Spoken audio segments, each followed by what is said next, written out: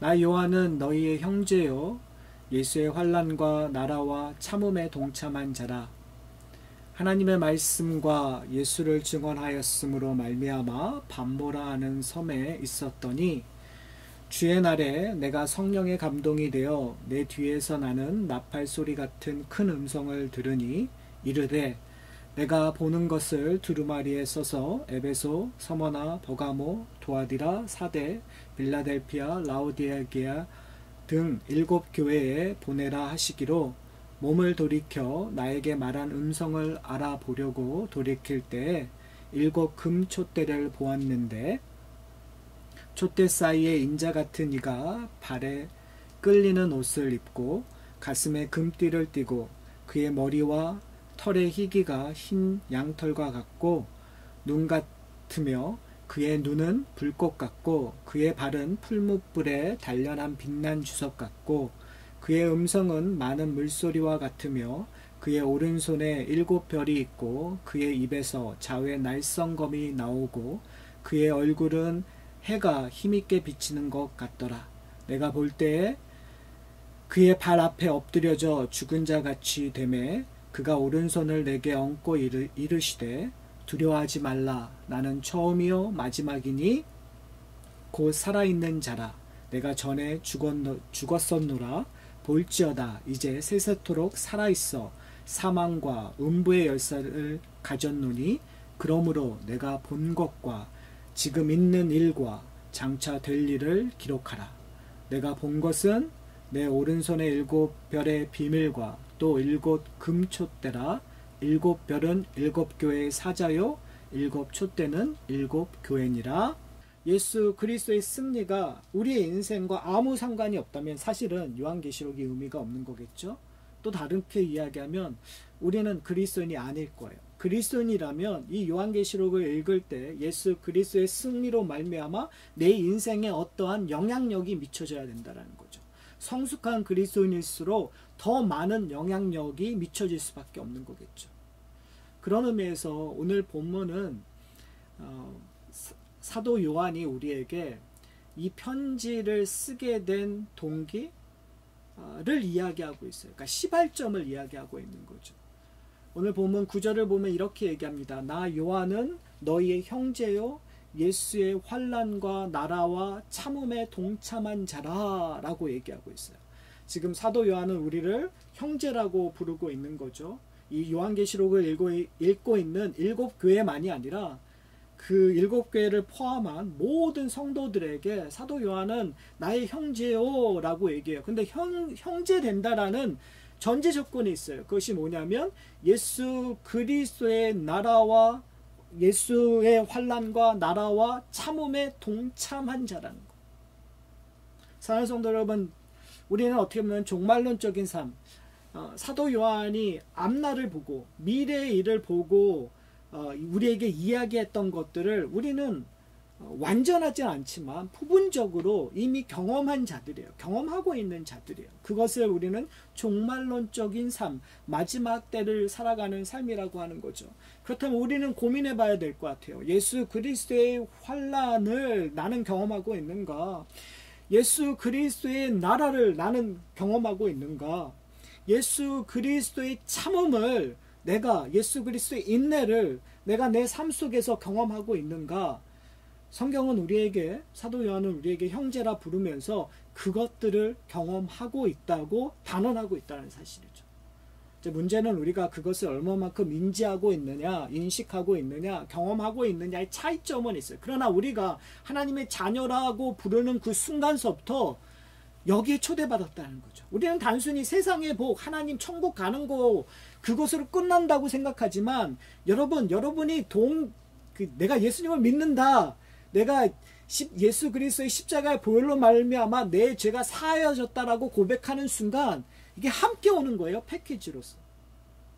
문제는 뭐냐면 그것을 우리가 유쾌하지 않게 생각하고 있다는 거죠. 그러나 우리가 그리스도를 알면 알수록 하나님의 나라의 기쁨을 알면 알수록 이것이 기쁨이라는 것을 새롭게 경험하게 되실 거예요. 이것이 우리의 능력이요 힘이라는 것을 경험하게 되실 거예요. 왜요? 사도 요한이 그걸 경험했으니까요. 베드로가 그것을 경험했으니까요. 우리의 신앙의 선배들이 그것을 경험했기 때문에 우리에게 끊임없이 이야기하고 있는 거죠. 지난번에 저희가 히브리서를 통해서 너희 앞에 있는 놓여있는 경주를 걸으라고 하면서 그 청중들을 우리에게 소개시켜 줬어요. 하늘로 보기를 원하는 거죠. 이미 그 인내의 경주를 겪었던 모든 성도들이 우리에게 얘기하고 있는 거예요. 힘을 내십시오. 강건하십시오. 기뻐하십시오. 감사하십시오. 왜요? 나도 그 길을 걸어갔습니다. 근데 그때는 잘 몰랐는데 결론은 승리의 기쁨이 우리의 인생을 끌고 갈 것입니다라고 우리에게 격려하고 있었다는 것이 히브리서 저자가 우리에게 이야기하고 싶었던 내용이라면, 지금 사도 요한도 동일하게 이런 의미에서는 일관성이 있는 것 같아요. 성경, 특별히 신약에서의 일관성은 바로 여기에 있는 것 같아요. 예수 그리스도로 말미암아 그리스도인 된 하나님의 자녀된 성도들을 인커리지하고 싶은 거예요. 격려하고 싶은 거예요. 그 격려의 힘이 어디에 있냐면 바로 예수 그리스도에게 있다라는 거죠. 자, 그런 의미에서 9절 후반부를 보면 이렇게 얘기해요. 하나님의 말씀과 예수를 증언하였으므로 말미암아 반모라는 섬에 있었더니. 여러분, 반모라는 섬 하니까 이게 뭐 그냥 섬에 놀러 갔나라고 생각할 수 있지만, 지금 어떠한 상황이죠? 예수 그리스도의 복음을 전파했기 때문에 유배당했던 거예요. 어떻게 보면 이 요한계시록의 상황은 바울이 빌립보서를 썼던 상황과 유사한 거죠. 빌립보서를 어디서 썼죠? 감옥에서 썼던 거예요. 그러니까 지금 이 요한계시록 그 쓰면서 이제 7교회는 어떤 의미에서 사도 요한에게 고향과 같은 자기가 세웠던 교회들이 있었던 지역들을 이야기하고 있거든요. 근데 거기를 바라보면서 반모라는 성, 사도 바울이 감옥에 갇혀서 교회들, 자기가 세운 교회들에게 편지를 썼던 것처럼 지금 사도 요한도 그런 걸 한 거죠. 그런데 이 편지 속에서 뭐가 나타나냐면요, 기쁨이 나타나는 거예요. 능력이 나타나는 거예요. 그래서 뭐라고 하냐면, 하나님의 말씀과 예수를 증언하여 내가 유배된 것이 창피한 것이 아니라, 수치스러운 것이 아니라, 좌절이 아니고 절망이 아니라 그것이 나의 능력이라는 거죠. 왜요? 이제부터 나오는 내용 때문에 그래요. 왜 편지를 쓰게 됐느냐라는 그 근거를 지금 사도 요한이 우리에게 이야기하고 있어요. 10절에 보면 주의 날에, 여기서 주의 날, 그러니까 성경에서 주의 날이라는 단어가 등장했었을 때 두 가지 의미가 있어요. 그러니까 여호와의 날, 주의 날이라는 단어가 했을 때 심판의 날, 그러니까 하나님의 임재하심이 임했었을 때 심판적인 의미가 있어요. 이제 요한계시록을 읽으시면서 여호와의 날, 주의 날이라는 의미가 그런 심판적 모습으로 드러날 때가 있어요. 그러나 오늘 지금 10절의 본문에서 주의 날은 오늘과 같은 주일, 그러니까 하나님의 백성들이 예수 그리스도가 부활하신 다음에 모였던 날, 그렇죠? 첫째 때는 날, 안식일 다음 날 모여서 무엇을 했죠? 예수 그리스도의 부활을 기념하고 부활을 셀러브레 했었던 그 날에 성령의 감동이 되어 이제 환상을 보게 되는, 이 편지를 쓰라고 요구되는 모습들이 10절에 기록되어 있습니다. 그 말은 뭐냐면, 이 편지가, 이 보내는 요한계시록이 편지로 서신서로 7교회에게 보내는데, 이것이 내가 쓴 말이 아니라 결국은 누가 쓰셨다는 거예요. 성령의 감동으로 말미암아 하나님의 말씀을 전달하고 있다라는 거죠. 저는 오늘 본문을 통해서 아주 중요한 3가지 단어를 여러분과 함께 나누고 싶어요. 그것은 뭐냐면, 듣고라는 단어와, 그 다음에 2번째로 보고라는 단어와, 3번째로는 전한다라는 단어예요. 그러니까 이제 전한다라는 단어가 사실은 보내라라는 단어하고 동일한 거거든요. 그러니까 이 3가지, 듣고 보고 전달하는 거. 그러니까 사도 요한은 예수 그리스도의 말씀을 듣고 예수 그리스도의 환상을 보고 예수 그리스도를 전달했어요. 그러니까 오늘 본문에서 그 내용들이 사실은 이 요한계시록 전체를 정의하고 있어요. 저희가 오늘 찬양을 했죠. 예수보다 더 귀한 것이 없다. 저는 오늘 본문과 너무나 일맥상통되는 것 같아요. 그런 의미에서 우리가 결론적으로 이제 오늘 설교 마지막 부분에 여러분들과 고민해야 될 점이 뭐냐면, 우리는 무엇을 듣고 무엇을 보고 무엇을 전달하고 있는가. 하나님의 백성으로서 우리가 듣고 있는 것들을 좀 돌아봤으면 좋겠어요. 우리가 보고 있는 것들을 좀 돌아봤으면 좋겠어요. 우리가 무엇을 전달하고 전하고 있는가를 우리가 좀 분석하고, 그리고 우리가 좀 살펴보았으면 좋겠어요. 왜냐하면 우리는 그리스도인이라 부르심을 받았을 때 예수 그리스도의 환난과 나라와 참음과 인내에 동참한다라는 것, 그걸로 말미암아 기쁨과 능력과 승리가 우리에게 보장되었는데, 그것을 놓치고 있는 이유는 사실은 듣고 보고 전달하지 않았기 때문에 그래요. 마지막 때의 성도가 해야 될 일들은 듣고 보고 전달하는 것. 근데 이미 우리는 많은 것을 듣고 많은 것을 보고 많은 것을 이미 우리는 전달하고 있어요. 그런 커뮤니케이션이 발달된 시대에 살고 있어요. 문제는 뭐냐면 우리는 무엇을 전달하고 있냐. 자, 그렇다면 먼저 사도 요한은 무엇을 전달하는가를 좀 봐야겠죠. 일단 사도 요한은 들었어요. 뭘 들었냐면 그 나팔 소리와 같은 큰 음성을 들었다는 거죠. 여기서 나팔 소리라는 의미는 사실은 아주 중요한 메시지가 전달되었을 때 항상 나팔이 부러졌죠.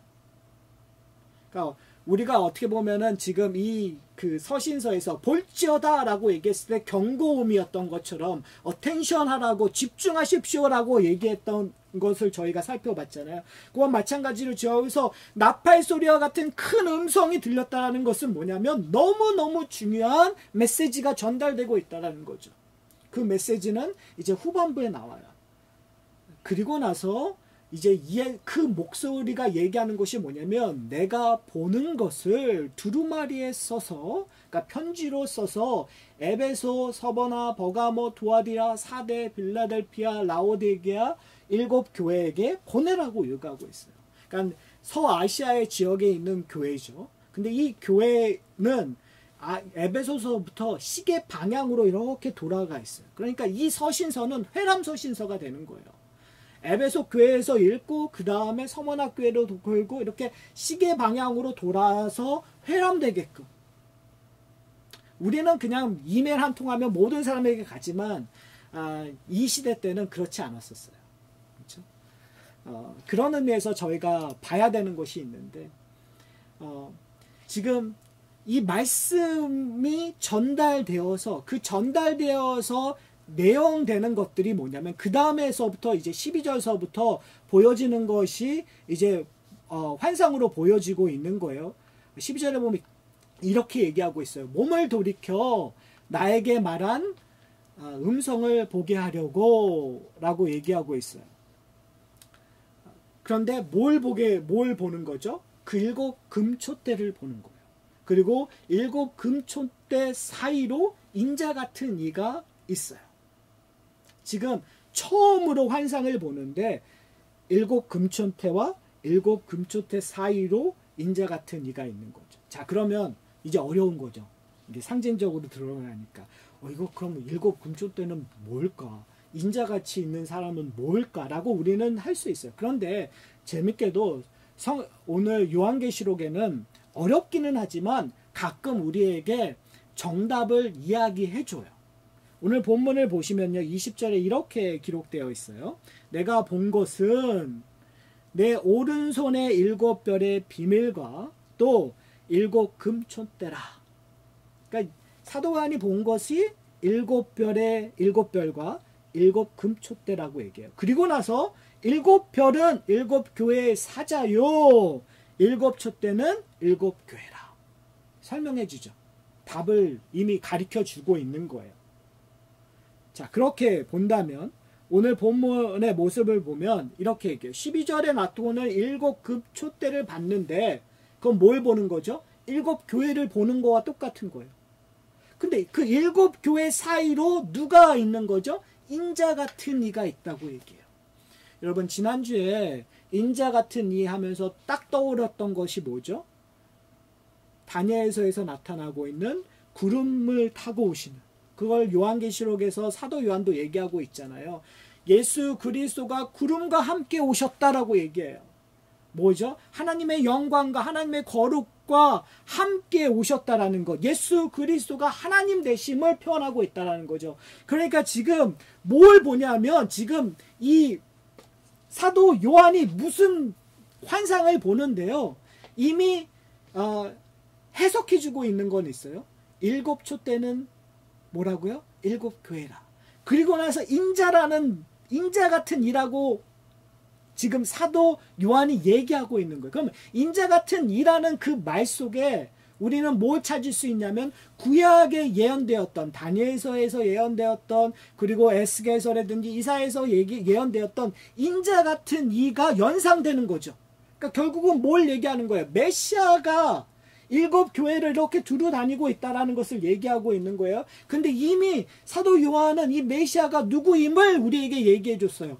예수 그리스도임을 이야기하고 있어요. 그리고 나서 표현하고 있는 내용들을 잘 보세요. 13절에 촛대 사이에 인자 같은 이가 발에 끌리는 옷을 입고 가슴에 금띠를 띠고 설명하고 있는 거예요.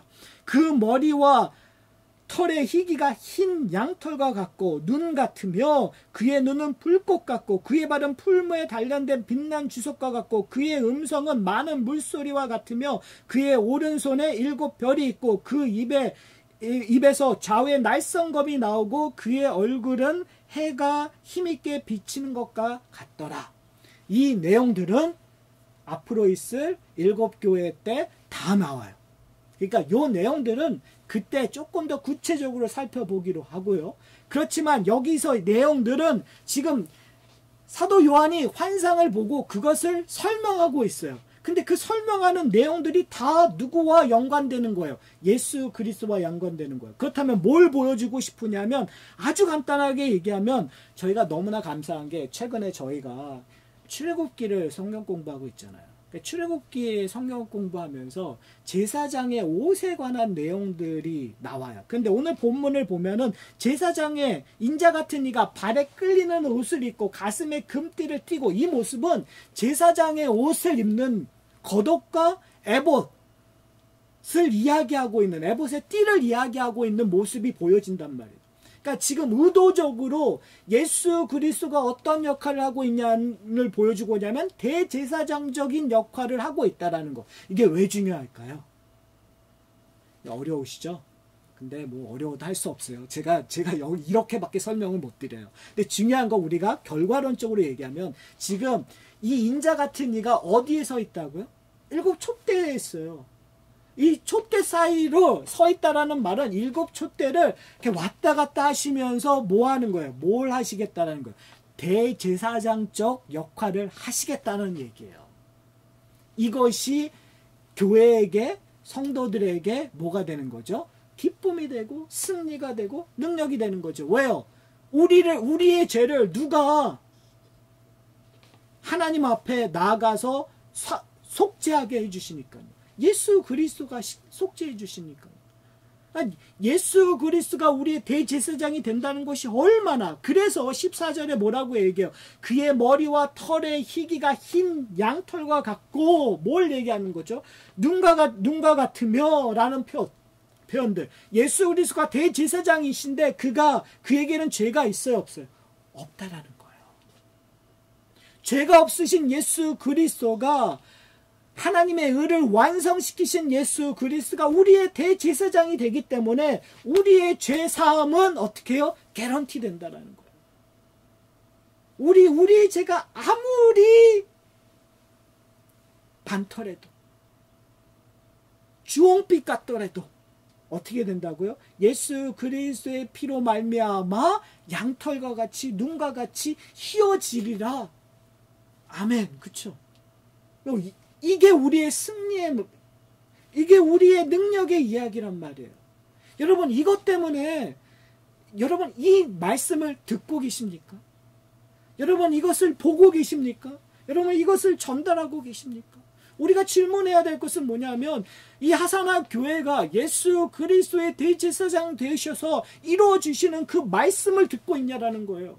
우리 가운데 성찬에 참여함으로 말미암아 죄의 사함을 나누는 백성들이 하나됨을 경험하냐는 거예요. 우리가 매일 주일날 예배를 드릴 때 죄를 고백하고 죄 사함의 용서를 선포하는데 그것이 형식이 아니라 늘 나로부터 새롭게 되는, 내가 깨끗해지고 하나님 앞에 담대하게 나갈 수 있는 근거가 되고 있냐라는 거예요. 여러분이 그것을 보고 경험한다면 그 기쁨 때문에 우리는 뭐 하게 되는 거죠? 전달하는 자가 되는 거죠.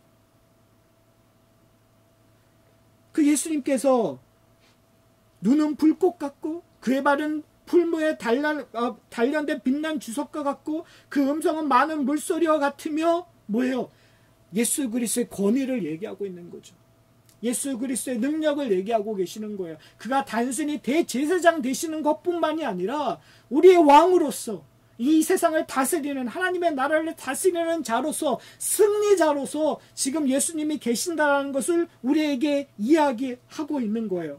그래서 그의 입에 말썽검이 나오고 그의 얼굴은 해와 같이 비춰지는 하나님의 영광이 예수 그리스도를 통해서 우리에게 보여지는 거예요. 사랑하는 하나님의 백성들은 예수 교회의 공동체 안에서 뭘 보는 거죠? 예수 그리스도를 통하여 하나님의 영광을 보는 거예요. 하나님의 임재를 보는 거예요. 하나님의 능력을 보는 거예요. 여러분, 이것보다 놀라운 게 어디 있어요? 예수 그리스도 없이는 하나님 앞에 나가면 다 죽게 되는데요. 우리는 예수를 알기 전에 죽을 수밖에 없는 그런 자였어요. 근데 예수를 안 후에 완전히 변하게 된 거예요. 어떠한 존재로요? 하나님의 영광을 보는 존재로. 사랑하는 성도 여러분, 하나님의 영광을 여러분은 경험하고 계십니까? 우리 가운데 이 교회 공동체, 예수 그리스도가 머리가 되고 지체들이 하나로 엮여 있는 그곳에 하나님의 임재하심이 임한다고 얘기했어요. 다른 말로 얘기하면 하나님의 나라가 그곳에 있다고 얘기하고 있어요. 그렇다면요, 여러분, 우리는 뭘 열망해야 되냐면 하나님의 영광을 보고 싶습니다. 우리 가운데 거하시는 하나님의 능력을, 영광을,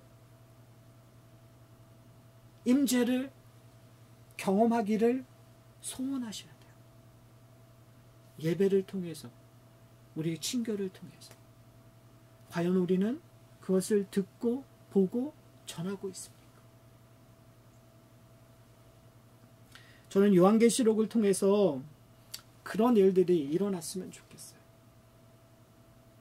요한계시록을 우리가 함께 살펴보면서, 그리고 여러분이 평일에 말씀을 읽으면서 이 단순한 두려움이 아니라 예수 그리스도로 말미암아 하나님의 임재를 열망하는 그러한 신앙인이, 그러한 신앙인 공동체가 되었으면 좋겠어요.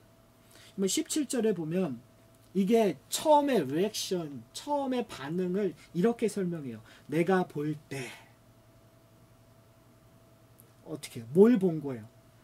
인자 같은 이, 7교회를 이렇게 건너신 인자 같은 이를 봤는데 그 보니까 어떻게 되는 거예요?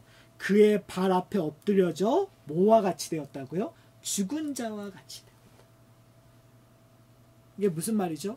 그러니까 이게 우리 가운데 이미 이루어졌어요. 내가 예수를 아는 순간 내 죄 때문에, 내 무능력 때문에, 내 연약함 때문에 죽은 자 같이 될 수밖에 없는 거예요. 근데 거기서 끝나지 않아요. 그리스도인의 인생은, 그리스도인의 삶은, 그리스도인의 신앙은 거기서 끝나는 것이 아니라 그 다음에 뭐라고 얘기하냐면 그가, 누가요? 예수 그리스도가, 인자 같은 이가 오른손을 내게 얹고 이르시되 뭐라고 얘기해요? 두려워하지 말라. 두려워하지 말라. 사랑하는 성도 여러분, 죽음의 골짜기를 걸어가고 계십니까? 환난과 고난 속에 계십니까? 좌절과 절망 속에 계십니까? 이게 정말 내가 아무것도 할 수 없다고 생각하는 그런 상황에 처하고 계십니까? 예수님께서 여러분과 만나셔서 하시는 말씀이 있어요. 두려워하지 말라. 근데 두려워하지 말라고 하시는 분의 자신을 어떻게 표현하는지 아세요? 나는 처음이요 마지막이니 곧 살아있는 자라. 내가 전에는 죽었노라. 볼지어다 이제 세세토록 살아있어 사망과 음부의 열쇠를 가졌노라. 너무너무 힘있는 말 아닌가요? 두려워하지 말라고 이야기하시면서 뭐라고 얘기해요? 나는 처음이요 마지막이라. 알파와 오메가라. 예수 그리스도가 그 인자 같은 이가 누구심을 우리에게 이야기해 주고 계신 거예요. 창조주 하나님이심을 이야기하고 계시는 거예요. 이 모든 세상을 지으신 그 하나님께서 우리에게 두려워하지 말라고 얘기하시는 거예요. 그 하나님이 우리를 예수 그리스도로 말미암아 구원하여 주셨기 때문에 이제 우리는 두려움이 없는 거예요. 지금 사망의 골짜기를 지날지라도 우리가 기뻐해야 될 이유는 우리의 주가 누구시기 때문에요. 하나님이시기 때문에, 창조주 하나님이신 예수 그리스도이시기 때문에 우리는 두려워할 수가 없는 거죠. 그리고 그가 뭘 갖고 있다고요? 사망과 음부의 열쇠를. 신앙생활을 하면서 우리는 여러 가지 경험을 하게 됩니다. 저 사람은 천국 갈 수 있어. 저 사람은 지옥 가는 게 마땅해. 우리는 쉽게 사람들을 판단하고 판단합니다. 어떻게 판단하죠? 우리가 갖고 있는 잣대로 얘기해요. 그런데 우리가 오해하지 말아야 될 것은 우리에게 이 키를, 사망과 음부의 키를 가지고 있는 것이 아니에요. 누가 갖고 있는 거죠? 예수 그리스도가 갖고 계세요. 우리가 오라 나는 공고한 자로다. 누가 이 사망에서 나를 건져내라고 고백하는 그 순간 예수 그리스도로 말미암아 우리는 사망의 권세 아래로 떨어질 수가 없어요. 왜요? 예수 그리스도의 보혈의 피가 우리를 깨끗하게 했기 때문에 이제 우리는 생명이 우리를 이끌고 간다는 사실을 우리는 기억해야 합니다. 19절에 이렇게 얘기해요. 그러므로 내가 본 것과 지금 있는 일과 장차 된 일을 기록하라. 제가 첫 번째 시간에 말씀드렸어요. 이 요한계시록은 미래의 일만이 아니다. 과거의 일, 현재의 일, 미래의 일을 다 기록하고 있다고 말씀드렸어요.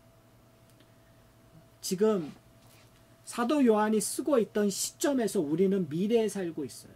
그러니까 사도 요한이 경험했던 것보다 우리는 더 많은 것을 경험하게 되겠죠. 더 많은 완성된 것들을 경험하고 있다는 사실이에요. 그런 의미에서 우리는 사실은 이 종말론적인 그 상황을 현재에 살고 있는 존재예요.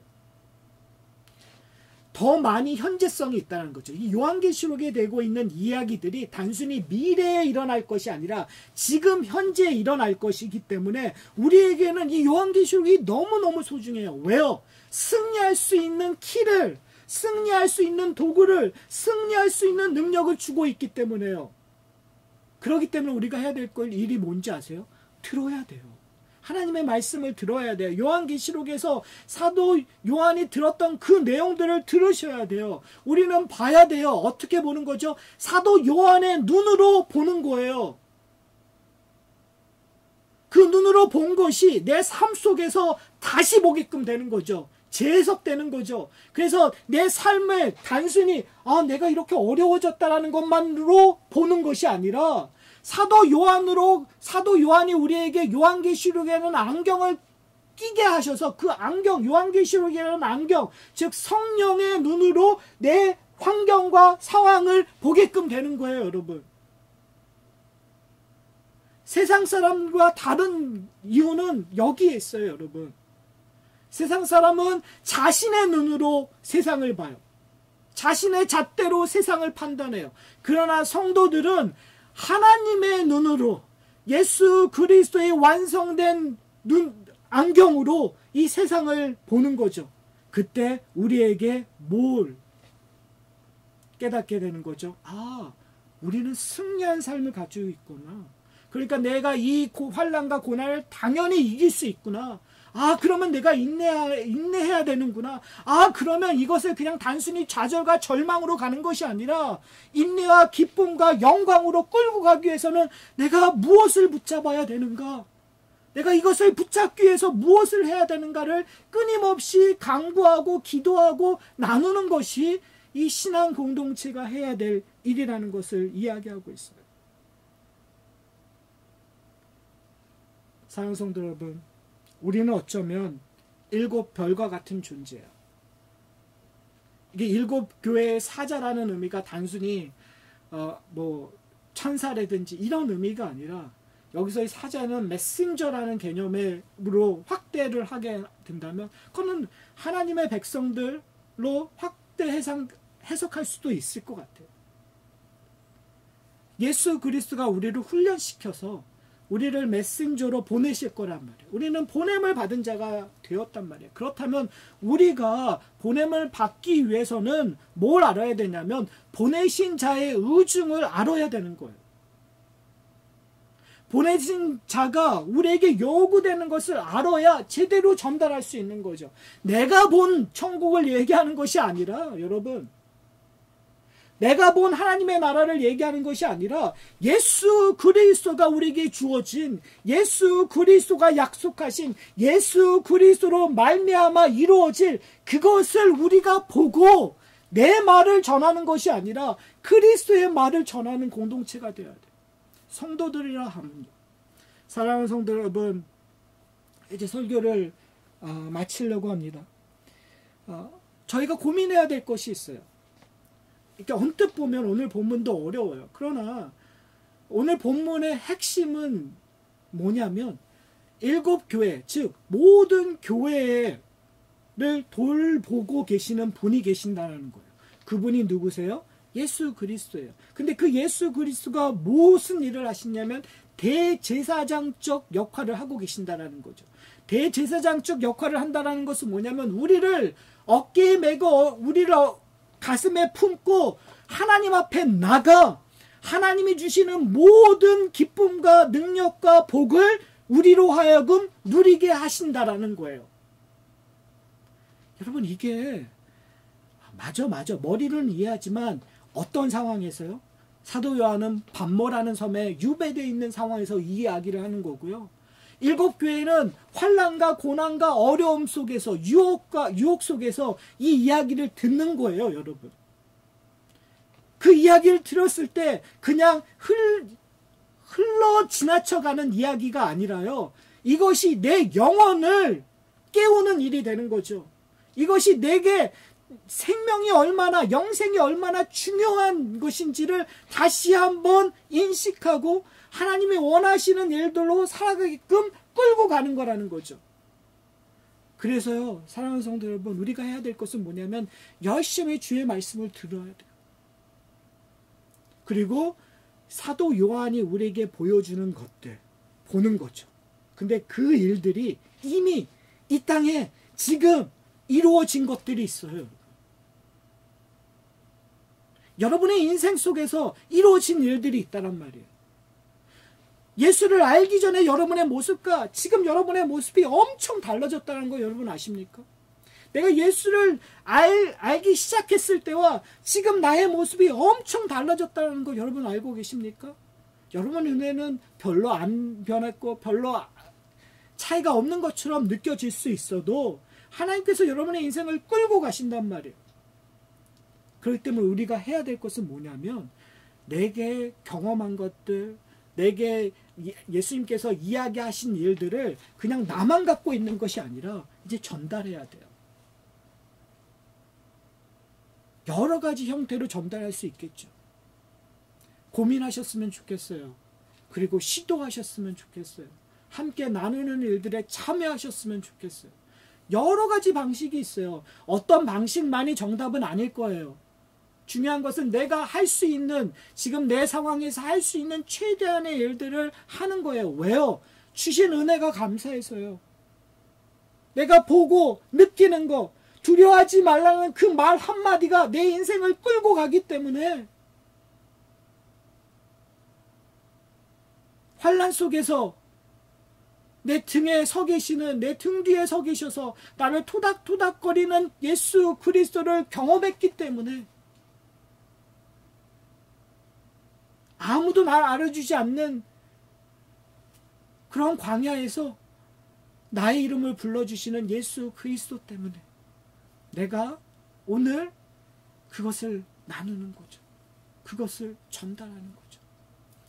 사랑하는 성도 여러분, 전 이런 의미에서 요한계시록이 참 우리에게 힘이 줄 거라고 저는 생각해요. 어렵겠죠. 상징적으로 여러 가지 정말 이게 뭘까라고 가우뚱거릴 수 있는 일들이 분명히 앞으로 계속 우리에게 이야기될 거예요. 그런데 여러분, 그것들이 여러분들에게 걸림돌이 되지 않고 여러분에게 능력이 되기를 소원합니다. 왜 그러냐면 예수 그리스도가 그걸 약속하셨기 때문에 그래요. 중요한 것은 뭐냐면 스쳐 지나가는 것이 아니라 우리의 듣도록 듣기를 열심을 내셨으면 좋겠어요. 보기를 열심히 내셨으면, 전달하다 보면 나도 모르는 사이에 알게 되는 부분들이 있더라고요. 그런 것들을 나누는 하산학교의 공동체가 되었으면 좋겠습니다. 사랑하는 성도 여러분, 기뻐하세요. 왜요? 우리에게는 세상의 복이 아니라 하늘의 복이 주어졌기 때문에 우리 가운데 계시는 예수 그리스도를 본다는 그 자체가 복입니다. 이미 여러분은 복받은 자입니다. 그 복받은 것을 우리의 인생 속에서, 우리의 삶 속에서 더욱더 풍성히 누리는 저와 여러분이 되시기를 소원합니다.